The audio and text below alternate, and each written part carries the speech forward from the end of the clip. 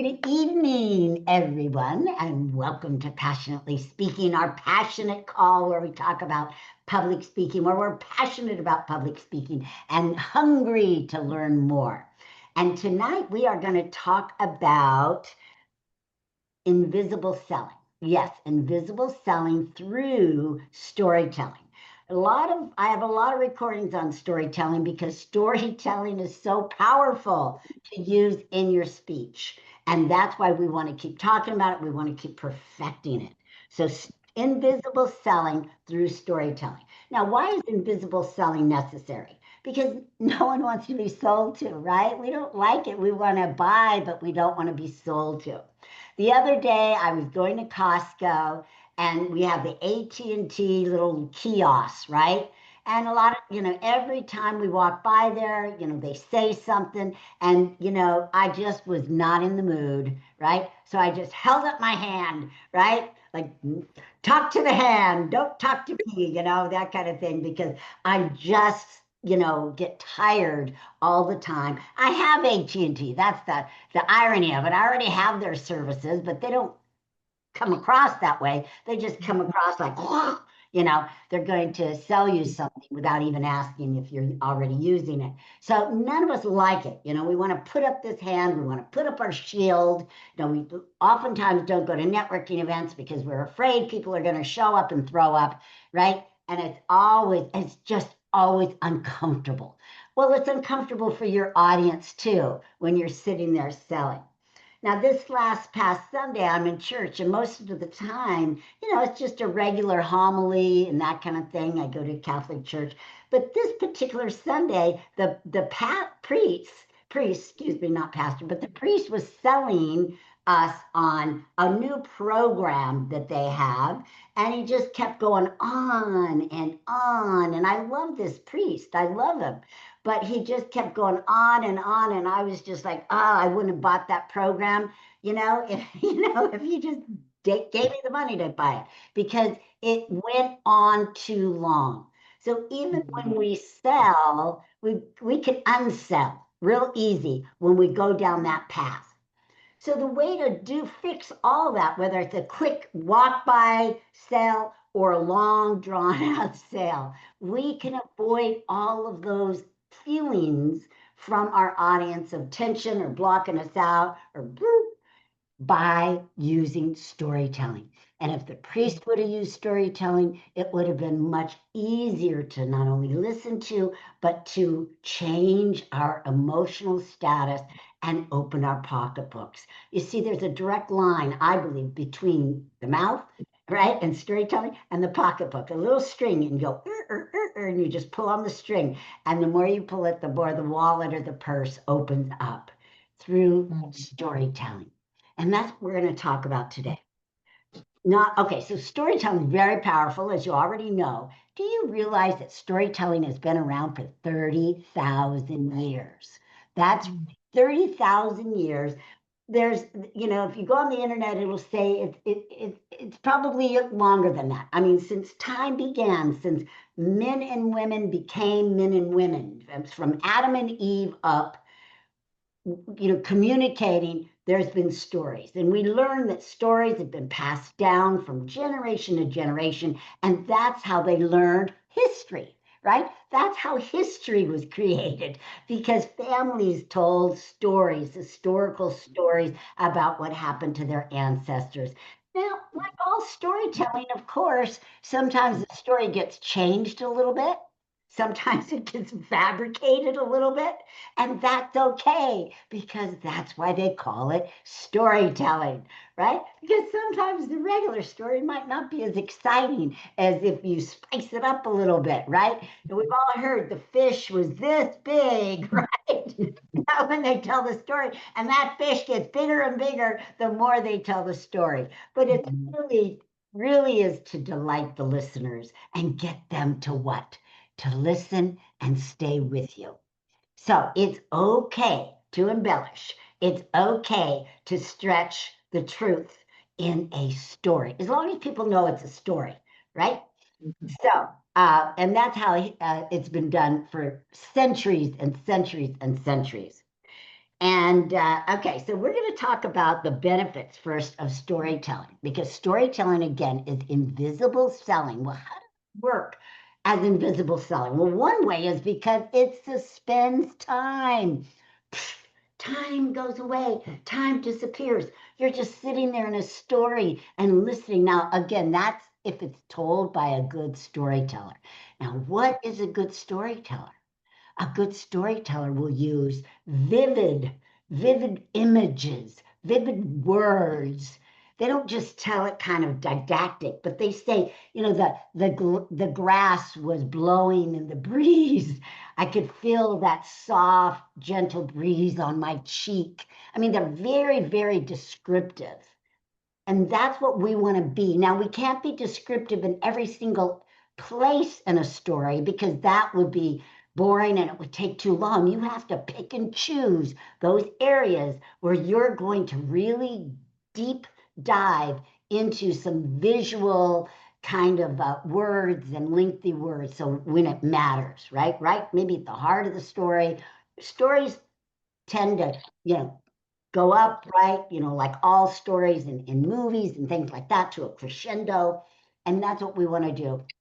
So kind of to help build that, we want to add those visual words, those visual images, so that people can form it in their mind, so they can see it. They can, and their idea of, the field with grass blowing in the wind is going to be a total different picture from the person next to them. And that's okay. And that's exactly what you want. So you want to use those kind of visual images, those visual words, word pictures, if you will. Word pictures, if you will. All right. So let's just talk about the benefits now, the real benefits. Okay. Now there's emotional benefits. There are educational benefits. There's professional benefits. There's a whole bunch of different kind of cultural benefits. But let's talk first about the cognitive benefits, the mind, because it's so powerful. And that's why it's so powerful for children and used for children and used in school. I remember Sunday school, and I remember them always telling us the stories of Jesus in the Bible, especially stories with Jesus with the children, right? How many of you remember that from right Sunday school? Yeah, because it's to learn. That's how children learn. I mean, if they would have just told us, oh, he broke the bread and fed, millions of people, I mean, it wouldn't have the impact as when they talked about it. And then the little boy sat on Jesus's lap, and Jesus looked at him and told him, this, that. I mean, it was because we live vicariously through that person and through that storyteller. And we sit there on Jesus's lap. We're right there looking at Jesus for that moment in time. So a lot of cognitive and psychological benefits. So number one, it enhances memory in all of us. So its stories are easier to remember than isolated facts because they follow a structured narrative, right? We go there, we're traveling, so we can remember things better. We remember the story. We remember the feeling that we had when we heard that story. And guess what we do? We tend to tell other people. If it's a good story and a story, what's the first thing we do? We tell somebody else, right? And we're always, right, Colleen? And we're always telling people stories of what happened to us all the time. And that's exactly what you want to do when you have a good story. Hi, Dr. Peggy, welcome. When you have a good story, something that happens to you that's fun or funny, tell somebody immediately, because that'll put it in your brain and your memory, right? And you'll be able to tell it over and over again. It might be a story that you want to use in your speech. Now, I'm not talking about negative type of things that happen to you. I'm not talking about that. That's probably better left unsaid. But I'm talking about those stories that will have impact on your listeners, that you want them to carry on and on and on. All right, number 2, it improves comprehension. Okay, concepts are more easily understood when presented through stories. So if you have something really difficult to explain, what do? We often use metaphors, right? We'll say, we'll just use metaphors. Okay, so let me give you, and maybe Dr. Peggy can help me out. But recently, it's just popped in my head. Not recently, but a while back, somebody was trying to they were trying to explain to somebody about the Trinity, right? And so they said, well, it's like Jesus is water, or God is water, and then blah, and something is something, and the Holy Spirit is the steam, or something like that. They were trying to explain it that way. And I don't remember if anybody's ever heard that metaphor for the Trinity or not. Have you, Jackie? What is it exactly? It slips. What is it? I'm working on it. Maybe it's ice.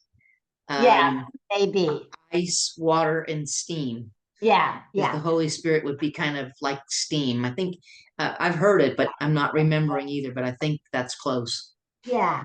But the idea being, that they're all in one, because it's a hard concept, but they're different kind of, different things, but the same. So that's what they were trying to use as a metaphor. But we all use metaphors in some way or another. Okay, so improves comprehensive. Number 3, boosts creativity. Engaging with or creating stories stimulate imagination and invocation, right? Invocation. So when we're telling a story on stage, these are all the benefits and why it acts as invisible selling. So when we're on stage and we're telling the story, again, the magic happens in the listeners. That's what's happening to them, right? And it boosts their creativity. I'm not saying as a speaker, these things are for us. Naturally, they're for us. But what we're trying to do is really get them to be part of our audience. And how do we do that? By telling the good story, learning how to tell stories, learning how to be a master storyteller. Now, for those of you that haven't heard this before, I am a master storyteller. What does that mean? That means I've gone to classes. I've had classes in storytelling. I've been paid to do stories. I've been in storytelling concerts. We call them concerts, right? And so for several years while I was in corporate America, I did that. Went all over the place. I had a storytelling club and put on concerts, and I studied and went to storytelling college or whatever to learn this. It wasn't something that just poof, I learned this.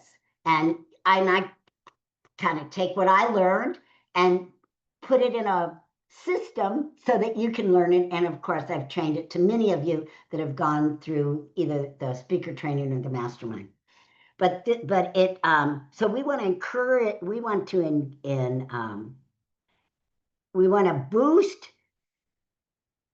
boost, their imagination, right?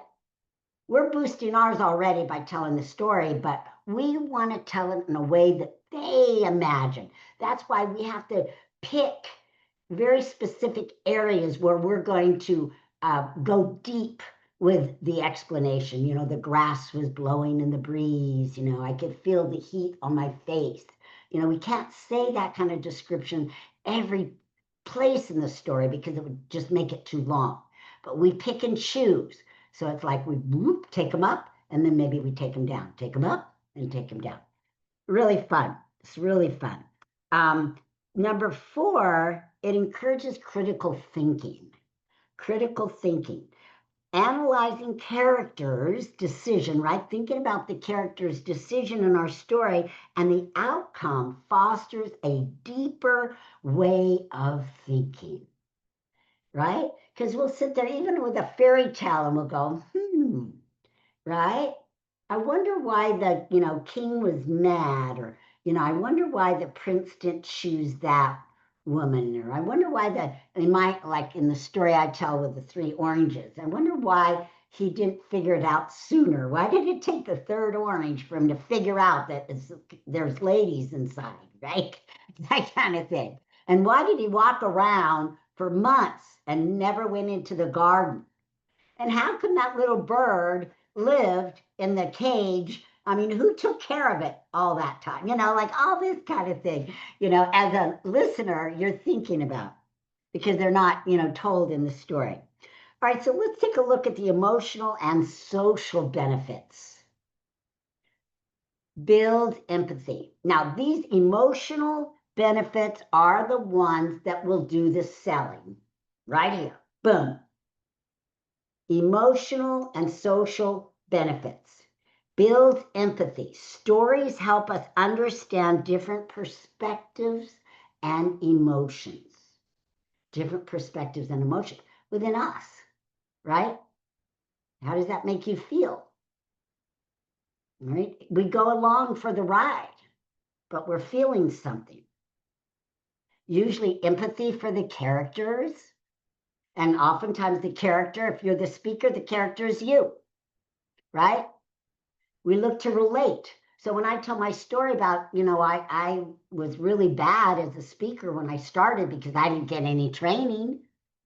And somebody came up to me and said, I said, okay, after every sentence, people empathize with me. They're like, oh God, that's terrible. I think that's happened to me. Oh no, I would, I'm probably bad and no one's told me or something like that. So they relate, they have empathy for you, that kind of thing. We don't want them to feel so bad for you that they want to leave the room. And I've seen people do this.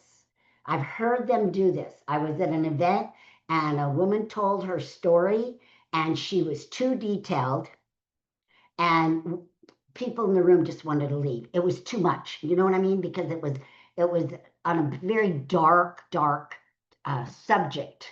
And we can't unhear it. Remember, we can't unhear stuff. So you have to be careful not to damage your audience, right? Not to say it, not to talk about it in such a way that it's really going to hurt them. It's all stories need to be encouragement to have a better life, to inspire them to do something, to let them know that I was a mess and now I'm a success, and therefore you can have that too. All right? We don't want people to feel sorry for us. We want them to have empathy for what we went through, but not feel sorry. Everybody understands the difference? Yes? Okay, great. All right. Number 2, it fosters connection. Sharing stories strengthen relationships and create a sense of community. And we're talking a community within your audience. A community within your audience. Sharing stories strengthen relationships. You want that kind of strengthened relationship with your audience. You want that to build that sense of community, for them to get to know you, and for them to go, wow, and respect you. Gives you that credibility that you need. You've been there, and now you're here, and now they want to buy it because now you've got the answer with, to whatever they want, whether it's love at first sight, whether it's health, whether it's writing a book, whether it's becoming closer to God, Claudine, right? I mean, you've got the answer. You've been through it, and that's what we need to share with them. So, but we have to have that connection to do so. Number 3, heals and inspires. This is a huge one, and why it works so well as invisible selling. Personal storytelling can be therapeutic and empowering for both the teller, meaning you, the speaker, and the listener.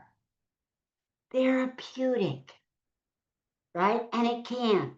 So if you have a story about something that happened, like let's say in my case, because I don't, want to share any of your stories that you've shared.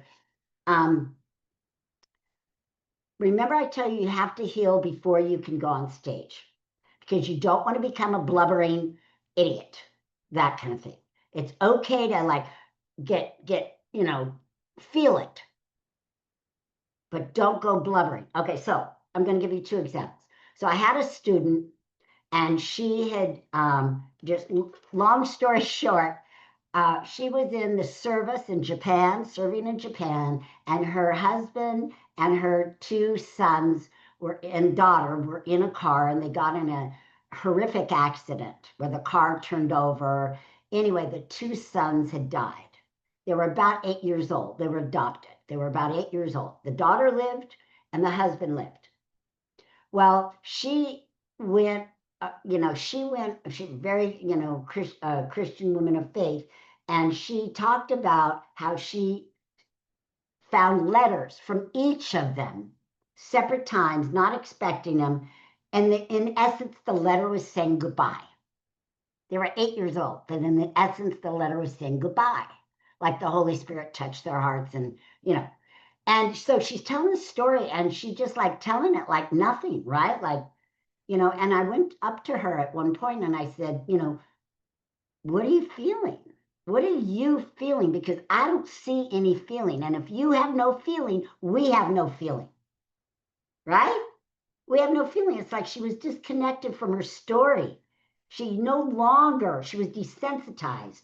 No longer did she feel any grief. Not that you have to live in it, but you do. You naturally, or you don't get over losing two boys at once, just like that. So after working with me, then she got reconnected to her story. And then she would tell it, right? And again, get a little choked up when she should have, right? But not blubbering because she's healed. She told it so well that when she was at one of my events, one of my friends is a movie producer, so well that he asked to do her documentary and paid for it. That's the power of storytelling, especially when you do it right. Now, of course, God's hand was in all of that, right? God directed all of us to do our part in whatever that was.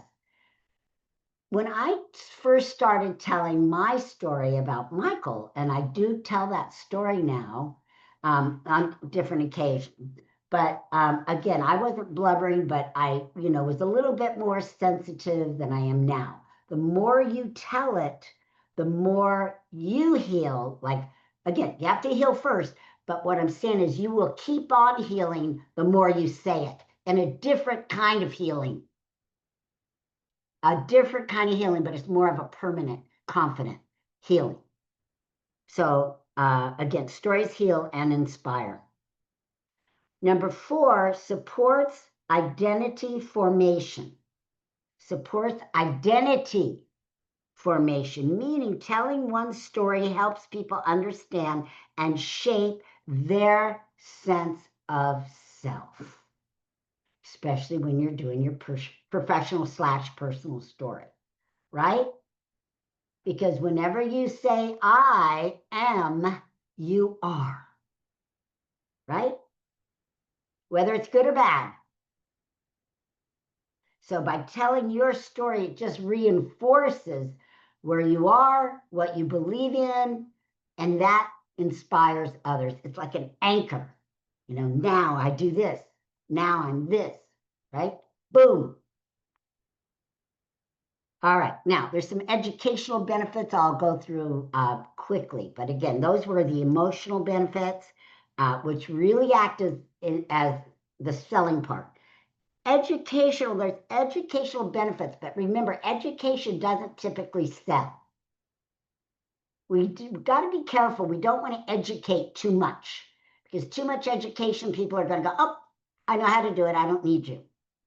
But it's a false hope. They think they know enough, but they really don't. So you don't even want to give that feeling that they know it. I tell people, you do all the W's and only one how. And the W's are what, when, where, and why. What, when, where, and why. That's what you want to say throughout your speech, even in the story, not the how. All right, so educational benefits. Improves literacy. Sure, listening to and telling stories builds your vocabulary and your language skills. Of course it does, right? So it's good for you to do that. It engages your listeners. Stories capture attention and increase motivation. And number 3, it conveys complex ideas, which we talked about already. Abstract concepts are made accessible, and memorable through these kind of story narratives. So we can break down a really complicated idea or fact and put it in a story or an analogy, especially when we're talking about, medicine or medical or something like that. When somebody talks about, the fitness diet plan and they start talking macros and micros and, my head just goes, right? So we could take those kind of concepts and break them down into easier concepts. And so people will understand. All right. So there's lots of benefits to storytelling. It's invisible selling, and that's why it works so well every single time. So I encourage you all to do two things. One, keep learning how to do storytelling and keep telling stories, because we always have to learn something, then we go out and do it, because there's two kinds of learning as far as I'm concerned. There's that kind of educational type of book learning, and then there's the implementation.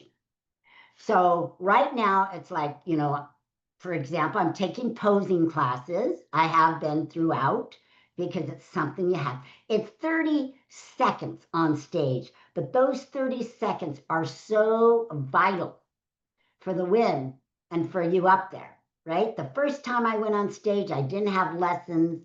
I just had a couple of little things. I didn't know how serious it was. And I look at it now and I just go, oh my goodness sakes, how awful I was, right? Awful. And then each time, and this will be my 7th one this Saturday, I get better and better, but I have not perfected it yet. But it doesn't matter how many classes I have in posing until I step out on that stage and do it in front of the judges. That's the extra learning that somebody can't teach me. And so just like this, I teach you speaking and all these concepts, but until you step on that stage and actually use them, then, they don't get implemented. They don't go down to a cellular level. They're just kind of rolling around up here. So I recommend you take them and use them immediately. Immediately. So go back to your storytelling book, the template that I gave you, and follow that when you create your story. Because like everything, there's a certain way that it works. And you'll sit there and you'll go, oh, wow, that guy was a great storyteller. Or that girl was a great storyteller. Well, guess what? They're using a proven storytelling system. Because most of us, when we tell stories, we're kind of all over the place, right?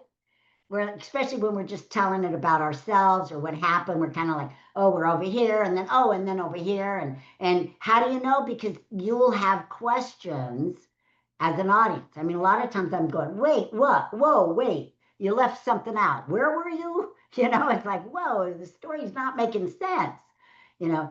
So because it's in their mind and they haven't developed it enough to really share it. And there's no vivid words, they just kind of tell you oh, I got in an accident, boom. It's like, whoa, wait a minute, where were you and how fast were you going and who, so you have a lot of questions. So if they have a lot of questions, you didn't develop the story enough. And in every story, remember, we have a villain and we have a hero. And when we're telling the story, that could be, we could be either one. We could be the hero, we could be the villain, or somebody else could be the hero and the villain. But you have to identify one, because otherwise, why are you telling the story? It's like nobody wants mediocrity, not even in speaking, not even in your personal story. Right? Nobody wants that. It's boring. So we have to make sure that it's a benefit to our audience to hear it. Make it a benefit. Right? Search it out. I'm sure it is. It's not like I'm saying make it up, but it's just we don't see ourselves. We don't see what we're saying. Remember, you have to pull back the hand. That's what coaches do. Whoop, whoop. And they go, oh, here it is. Right? So if you need help with your professional story, call me. We'll set up some coaching time and we'll get her done. But don't just blah, blah, blah and have no effect, because it's so powerful, because it could be costing you sales instead of getting you sales. We want you to have those sales, right? We want you to have those sales. Yes, yes, yes, yes. All right, so I'm going to open it up to any comments or questions. Let's kind of go around the room. We'll start with Ramona. She's in my upper left-hand corner. So it really still depends on how much time you have, how many stories you can tell. So Correct.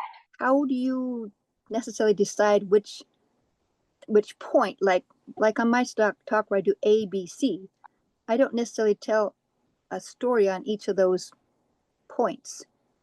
Right. Is there a way to decide which is the better story to tell? Well, you have to decide which is the better story to tell. But yeah, if you have an acronym ABC or love or word or whatever, you don't want to tell story after each one because that could get boring. But you do want to pick and choose based on the story. The better the story, the more you want to use it. And again, when you decide, you just use that story over and over. I've been telling my camel story for years, for over 10 years, right? Because it's metaphoric, right? Going up the mountain, it's metaphoric to what I do. Ramona, what is else? that really the truth, that you would have telling a short story after each point would be just boring and you don't want to bore them? Or is Yes, I would mix it up. So I'd put a quote after one, I'd put an example after one, and do a story after one. Okay. Yeah. Now, having said that, there are people that their entire speech is a story. So I don't, there's always exceptions to the rule. It depends on you and how well of a storyteller you are and how you want to sell. So Les Brown is one of them.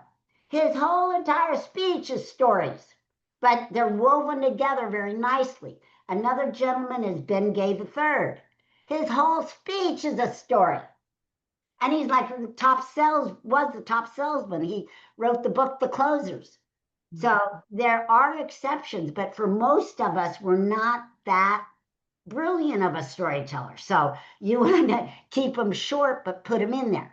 But if you're the type that, you can just tell stories and stories and stories and weave in your content in a story, then by all means, have at it.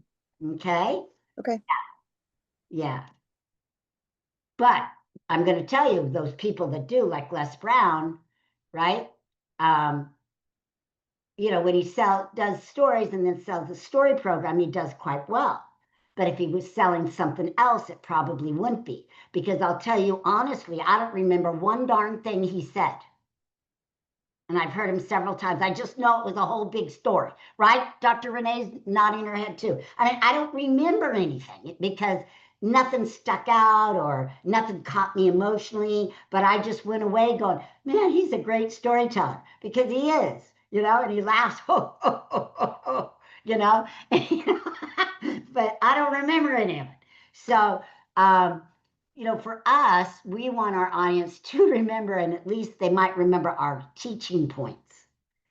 But but again, I remember how I felt. I loved Les Brown, and I'd love to hear his stories, but he's a different kind of storyteller. Yeah.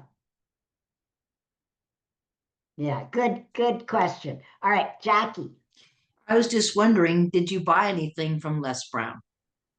I did. I bought a $97 storytelling virtual class. So it worked. Yeah.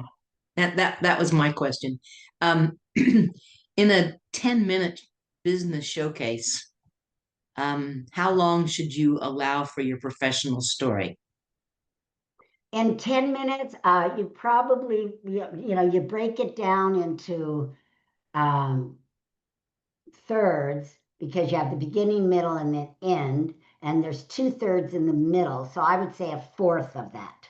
So whatever a fourth of 10 is. About 2 minutes, thereabouts. Yeah. So remember, you always want to break up your speech. You have in 4 quadrants. So you have the top, like a piece, like a bread. So you have whatever time here, and then double time in the middle, right? And then the close.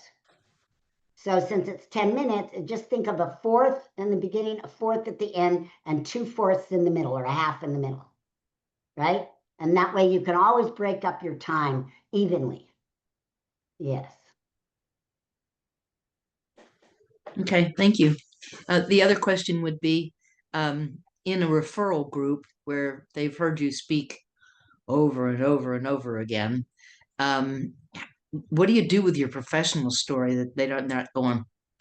I tried to change mine and shorten it a bit. They don't remember it anyway, Jackie. Say it like you always say it. Okay. What They always remember I hurt myself. Yeah. But the more you tell it, the more of it they'll remember. Okay. Never change it. And the people that have heard it before, they'll just feel better because they feel familiar. You know, it's like when a song comes on that we know and we start singing and we feel familiar. We like familiar. So they'll just go, oh, yeah, I've heard. But they'll love it's like a movie. How many? I mean, one of my favorite movies is 50 Dates. I must have seen that movie 50 times, and I still will see 50 more before I die. I love that movie. I never get tired of it. So that's how we want to be with our story. So people get familiar, they look forward to the fun things that you say. Oh, she fell again. Oh, no, yeah, I forgot, but yeah, she fell again, that kind of thing. So never change up your story or your elevator speech because you think someone's already heard it. They've got to hear it. We've got to hear stuff 7, 8 times to even get it in our brain. Why? Because we're usually thinking about what are we going to say. So never change it up. Now, if you have tips or something, change up the tip in the middle. Today's, book tip is, how to get over writer's block. Go get a cup of tea, go get a Starbucks. I don't know, whatever your tip is, but don't change the basic around it. Bless you, Jackie. Bless you.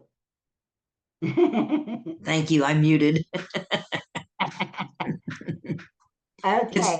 It's funny. You get so used to sneezing like this. You even do it when you're on Zoom, and it's like nobody's there. I did it earlier and laughed. It was like, well, that was silly. Okay, Dr. Peggy. Well, I love to tell stories. I'm always telling stories. But do you suggest that we just tell stories to people? Like, just tell stories and see what they think, if they laugh, if they're interested, and then go out and use them. Exactly. Start telling about your life and then make them funny, instead of boring. Make them, whatever. Yeah, practice. That's how I got my Egypt stories. As I was telling a friend of mine the stories, and he's actually an NLP guy, and he said, "Those are really great stories. You should use them in your speech." And I went, "They are? Really?" And so I did. Yeah. So I know. tell stories every day about something that happened to you. Yeah, I know you see me tell stories when I'm from my book, and I'll just read the story to people, open it up and read it. And Good. then you saw me do that at one of your events. But I love to do that because I like people to read to me. It feels comfortable. Nice. Oh, nice. Yeah. Okay, good. All right, Renee.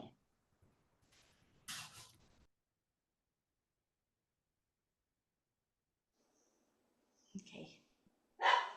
Renee, did you have anything? Yeah, okay, so getting back to Les Brown, because I've heard him so much. I don't know if any of the other ladies have heard him, but he talks about his mama, Yeah. Mammy Brown, as he calls her. And he was born in 1945. He has a twin brother named Wesley, remember? And Wesley, they were both adopted by Mamie Brown.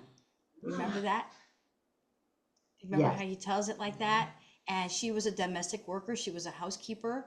And he goes on and that they were adopted and it wasn't revealed till they were older. I think it was 17 or 18 years old when he was told. And he talks about how they treated him in school. And even to this day, I've heard it many, many, many times. It's the same story. And the way he does it with his accent and his big smile and his teeth and his just big grin, you hear it all the time. And I mean, that's what I remember. And that it is, you repeat the same thing over and over and people remember. And that's a good thing. You want to be a memorable story. Our speaking coach, our sales coach, Arvee, as you know, Eric Lofholm, talks about when he didn't finish City College, 5 years, and he still didn't graduate. And he lived in a car. He worked at McDonald's. I mean, you hear this over and over again. And so we all have our stories. And thank you, Arvee, for allowing us to tell who we are as speakers. And so Amen. I just wanted to share that. I mean, we talked about Les Brown, so we both know him. So I'm complete. Arvee, thank you. Thank you so much. Okay, beautiful. All right, Colleen. Well, it's good to know that we should tell our stories over and over again and not change them, because sometimes we may feel that people will get tired of hearing them. But Right. it's just so good to know that for me, by me telling my story over and over again, it makes me become more comfortable. That's my reason. But I didn't think about what you said, that people may get tired. I never thought about that. I just think about myself getting sharper and sharper. Yes. And it becomes automatic, and then you can add more drama to it and more Right, inflections, or like Les Brown, accents, or, she said this and then he said that. And, a lot of like story acting techniques once you've got your basic story down, which we haven't even gone to. That's an advanced storytelling class. But right. And never be ashamed of whatever our elevator speech may be. It doesn't have to be grand and big and large. Whatever it is, it's your story. It's your elevator speech. It's what you do. So it's like Moses. God said, "What's in your hands?" So what's in my hand, that's precious to me. So I want to take pride in that, and I want to, really take care of it. And I think the more that I nourish it and take care of it, people are going to receive it, because I believe God is going to bless it, you mm, know, because I gave it to him, and then I cherish it. He wants us to cherish those things, right? That he's given to us, right? Because we're unique and special in all of those things. So those are the things that I think about. I love it. I love it. Good. Okay. Right. Katrina, we're going to end with you tonight. Okay, so I'm the different one. I get tired of hearing the same stories over and over, even from myself. And except, of course, when you're explaining why you do what you do, of course, you're going to have to say that over and over. And so I need to really work on my storytelling. Mm. Okay, but why? Go ahead. Why would you get tired of? Is it just your story or other people's stories? Other people's stories too. It's like, I've heard this already. Tell me something different. Okay. All right. I saw. Wait, Renee's hands up. But first, I saw. Was it Ramona Yeah. that went up? And So when I'm working on trying to figure out my professional story, I've lived a long life, and looking at this is kind of like a new phase of my life, what I'm actually doing now. So as I was preparing kind of my professional story, is it I kind of went back and talked about things I had done a long time ago and where I am now. But where I am now has its own story as to this phase of my life that I'm a grandparent now.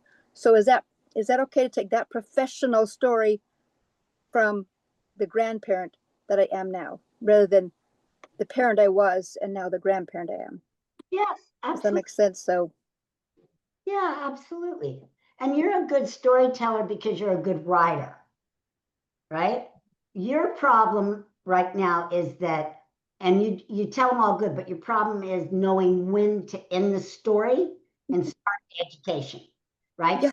Watch that, because you could go on and it's a fairy tale. It's beautiful, especially if you're teaching children and stuff like that. It's beautiful. So don't lose that. Don't lose that, you know?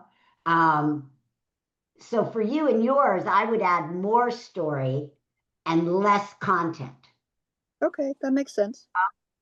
Yeah, because you are so good at it. Not everybody is in the beginning, and you already are, right? I mean, when Ramona tells a story, I mean, it's all vivid. It's all vivid. It's like she's already doing it.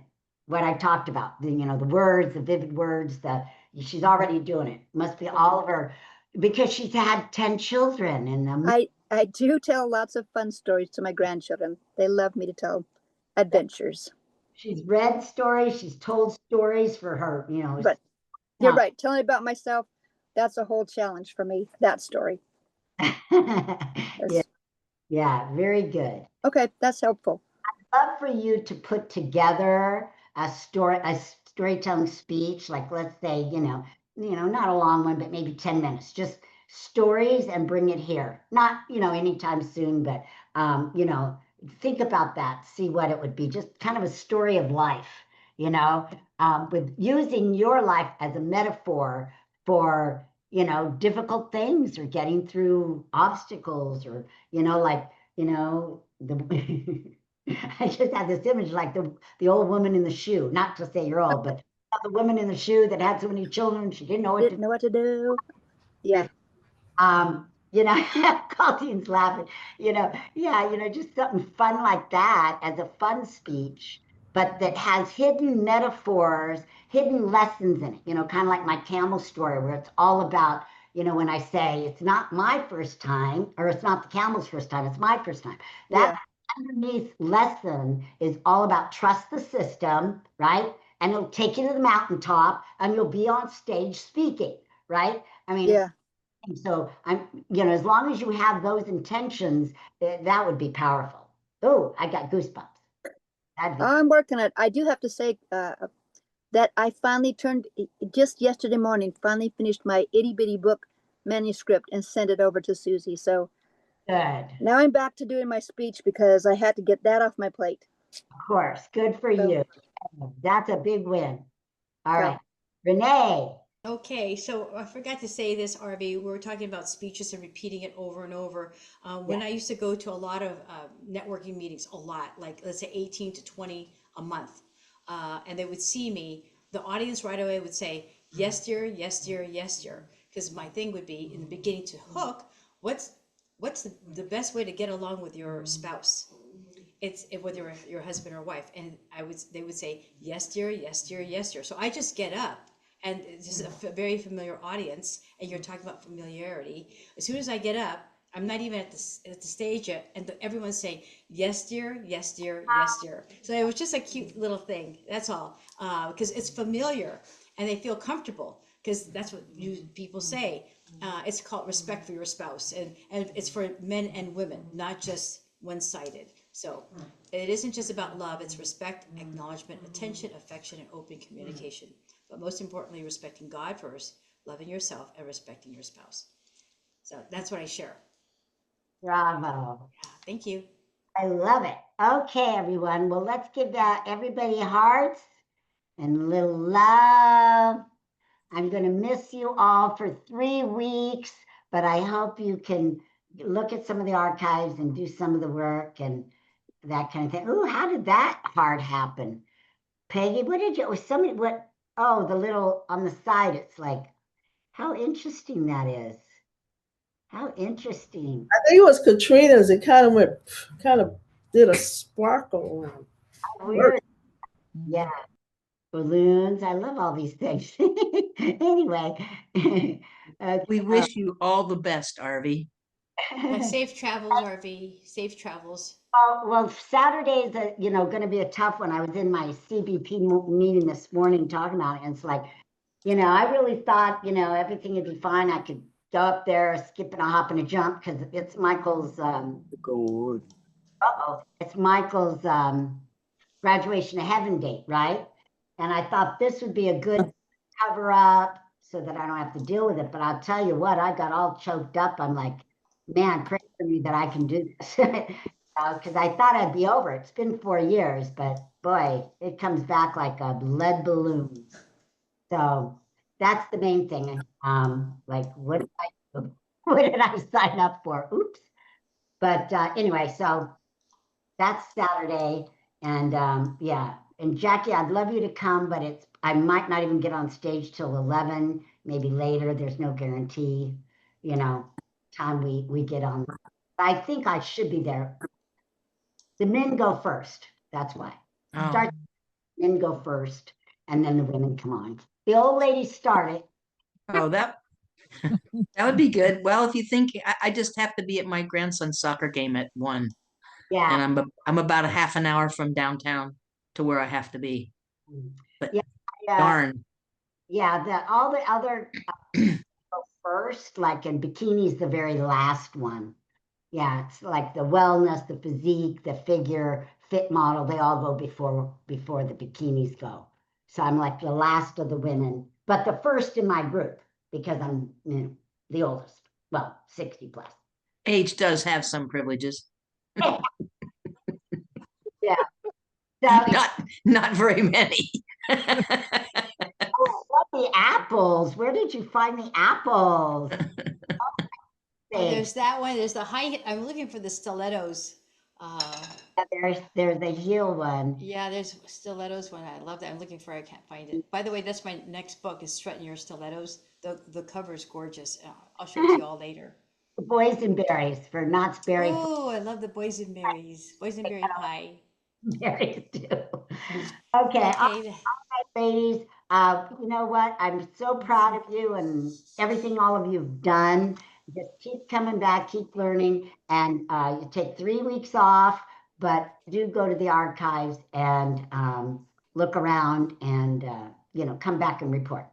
Get out there and speak. I want to hear about your speaking engagements too. I have 2 this month. 1. Oh, good. Wait, Katrina, what were you going to say? Well, I have a speaking engagement on November 1st. It's I'm one of the panel speakers, and my topic is submission. We have 5 minutes to speak, and then 10 minutes for question and answer. Any hints or tips? Yeah. Are you going to do, well, because you're on a panel, you do question and answer. Unlike it. Yeah. Are you online? You're in person? It's in person. Okay. Just let me know where. It's in Los Angeles. Hey, I'm from Los Angeles, so I know what Los Angeles is like. Yeah, okay. Let me know. Okay, ladies, get out there and speak. And when you do, remember to always speak with passion. Mwah. Bye, everyone. God bless you. Wish you the best. Thank you. Appreciate it. Bye-bye. Have a good one. Bye. Bye. Okay. Bye.